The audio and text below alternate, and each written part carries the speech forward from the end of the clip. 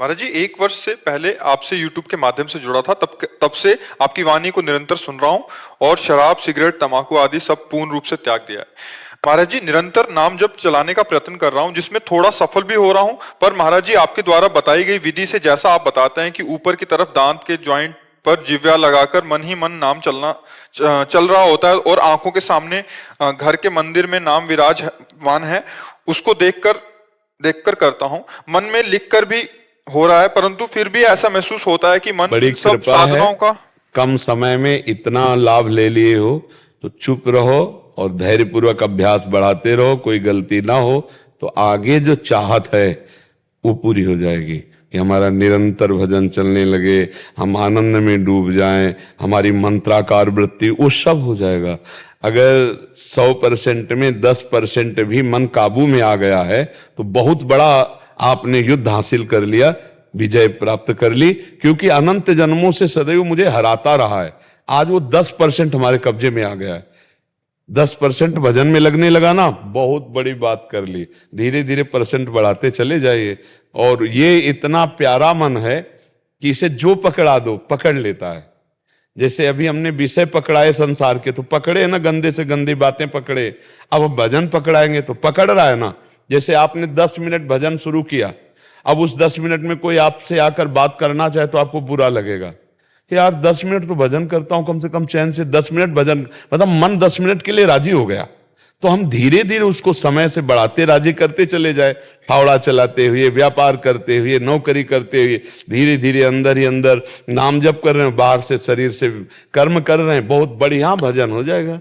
तो ये जो चल रहा है बहुत बढ़िया चल रहा है। बस आहार शुद्ध रखो, संग शुद्ध रखो, तो हमारे विचार शुद्ध रहेंगे। स्थिति में रहते हुए आहार में, जैसे घर में लहसुन प्याज वगैरह खाते हैं तो फिर नहीं, लहसुन प्याज और तमोगुण की वृत्ति करने वाला, इसमें मंत्राकार वृत्ति तो के कारण अगर घर में बोले तो पत्नी है, फिर वो कहती है हम भी नहीं खाए क्या तुम्हारे चक्कर में। तो वो अमरवती है क्या, वो अमृत है क्या प्याज लहसुन? यार बिना इसके कितना सुंदर सुंदर भोग बनता है वृंदावन में, सब ठाकुरों को 56 भोग लगते हैं। प्याज लहसुन केवल तमोगुण के कारण त्याज्य है।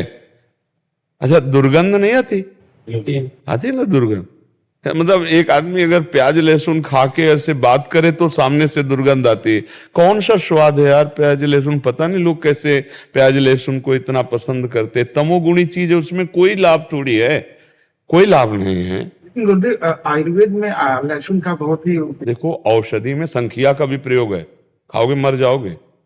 अगर आयुर्वेद शोध करके वैद्य देता है तो वो हमारे लिए औषधि है। देखो बहुत सी औषधियां दूषित पदार्थों से बनती है, लेकिन दूषित पदार्थ नहीं है, उसे हम औषधि बोलते हैं। हम औषधि पा रहे हैं, अच्छा औषधि के रूप में। तो औषधि के रूप में जैसे किसी का गठिया बात है, गठिया रोग है, तो लहसुन बड़ा काम करता है। आप उसको कैप्सूल की तरह ले जाओ, हमने देखा है। लेकिन चटनी और सब्जी और भोजन में नहीं डाल सकते। औषधि के रूप में वो बात अलग है। जब औषधि का नाम आता है तो औषधियों में क्या नहीं पड़ता, आप हमें क्या क्या नहीं पड़ता। अगर उसकी बनाने की पद्धतियां देखो तो तुम्हें घृणा हो जाएगी। बहुत सी ऐसी औषधियां हैं जिनकी बना, अब आपके देखो संख्या जहर है ना, हाँ, दमा आदि बीमारियों में आयुर्वेद में शोध करके उसे दिया जाता है। सांप काटे तो जहर का इंजेक्शन लगाया जाता है, नहीं लगाया जाता। तो अब औषधि और ऐसे प्रयोग में देखो, विश्व ब्रह्मांड में 3 बातें हैं, सतोगुण, रजोगुण, तमोगुण। अब हमको भजन करने के लिए सात्विक वृत्ति चाहिए, निर्मल मति चाहिए, तो हमको रजोगुणी या तमोगुणी आहार त्यागना पड़ेगा। बस बात इतनी है, रजोगुणी तमोगुणी। अच्छा, वही जगह आलू होती है, वही जगह प्याज होता है, वही जगह मतलब गाजर होती है, वही जगह लहसुन होता है। खेती में अपने लोग किसान के तो सब देखा है, ये खेत है आलू का, ये खेत है प्याज लहसुन का, ऐसे खूब खेती होती है, बिल्कुल पवित्र भूमि में होती है। लेकिन वो तमोगुणी है, बस इस बात से वो केवल इसलिए कि तमोगुण पैदा होता है हमारे भजन में विरोधी, इसलिए उसे नहीं पाया जाता। तो अब लहसुन प्याज के बिना भी बढ़िया यार जीवन जिया जा सकता है, पूरी जिंदगी हो गई। तो अब ये कि जवान को जैसा आप स्वाद दे। अच्छा, तम्बाकू में कौन सा स्वाद है? जो नहीं खाते उनको पवा दो, उल्टी हो जाएगी, नहीं हो जाएगी? और वो बड़े स्वाद से आराम से रखे रहते और बातें करते रहते। तो भाई देखो, स्वाद अगर पकड़ लिया प्याज लहसुन का तो फिर कैसे बनेगा। बहुत से लोग ऐसे हैं जो भ्रम में फंस करके अपने जीवन को नष्ट कर रहे हैं। अरे हम कह रहे पनीर खाओ, प्रोटीन आए, गाय पालो, उसकी सेवा करो, थोड़ा दूध बछड़े को पिलाओ, थोड़े दूध का तुम प्रयोग करो, देखो अपने आप स्वस्थ हो जाओगे। अब सेवा करनी नहीं हो, ऐसे कह दो कि अंडे से प्रोटीन, कौन प्रोटीन वाला कितनी दिन बलवान बना रहेगा। शरीर तो नाशवान है, अपराध तो बन ही रहा है, जीव तो उसमें है ही है, चैतन्य तो है ही है। अब देखो छोटे छोटे नहीं निकलते चूजा उसके, तो जीव नहीं उसमें। हाँ, तो क्या मूली में जीव नहीं है, क्या गाजर में जीव नहीं, क्या आलू में जीव नहीं, उखाड़ के फेंक तो सूख जाएगा। पर जीवे जीव आहार, जीव बिना जीवे नहीं, जो जिसके लिए निर्धारित कर दिया गया। हम मनुष्य हैं, हमारे लिए निर्धारित किया गया सब्जी, फल, फ्रूट, अन्न विविध प्रकार के। राक्षसों के लिए वो राक्षसी भोजन है, हिंसक पशुओं के लिए वो भोजन, अपने लिए नहीं। तो अपने जब भगवत मार्ग में चल रहे हैं तो अपने को बचना चाहिए, समझाना चाहिए, पत्नी को समझाना चाहिए।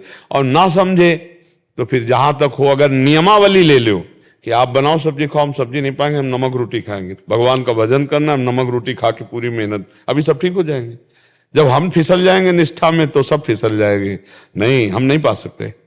हम नमक रोटी पा लेंगे, दही रोटी पा लेंगे, दूध रोटी पा लेंगे, लेकिन जिसमें प्याज पड़ा है, लहसुन पड़ा है, तो अलग बना के देने को तैयार है। वो कहती तुम्हारे लिए अलग बना। तो बढ़िया है, फिर क्या अलग बनाओ खाओ, बढ़िया है भोजन।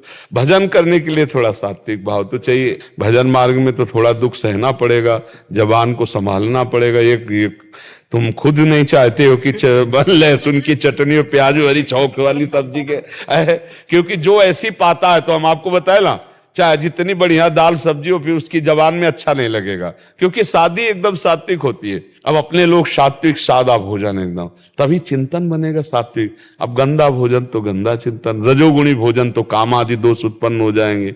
हम जैसा खाते हैं अन्न, वैसा हमारा मन बनता है। तो कोशिश करो, जैसे विद्यार्थी हैं, नौकरी पेशा वाले हैं, हम उनको ज्यादा इस बात पर जोर नहीं देते कि आप प्याज लहसुन मत खाइए।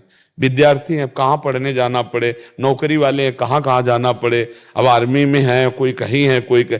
लेकिन यदि आप रह सकते हो तो मत खाओ। प्याज लहसुन खाना पाप नहीं है, पर दोष है, तमोगुणी है। उस तमोगुणी वस्तु का त्याग करके भजन में बढ़ा जाता है। अब नौजवान जैसे नौकरी पेशा वाले, अब उनको यह शिक्षा दो तो घूमते ही रहेंगे, भोजन ही नहीं मिलेगा। प्रायः हर जगह जहां भी किचन है वहां ये आजकल सब पड़ता है। तो इसलिए बढ़िया इतना ही है कि मांसवादी ना खाएं तो बहुत बढ़िया है, लेकिन जिनकी सुविधा है कि वो बिना खाए चल सकता है तो फिर चला लेना चाहिए। हमारी राय यही है कि अगर ऐसा आपका जीवन है कि आप बिना खाए रह सकते हैं प्याज लहसुन, तो फिर आप ऐसा करें, क्योंकि वो सात्विक है और भगवान का भोग प्याज लहसुन डालकर नहीं लगता है। और बिना भगवान का भोग लगाए हम वैष्णव जन कैसे पावे। इसलिए जो भगवान के भोग में नहीं, तो उसका हम जीवन भर के लिए त्याग करते।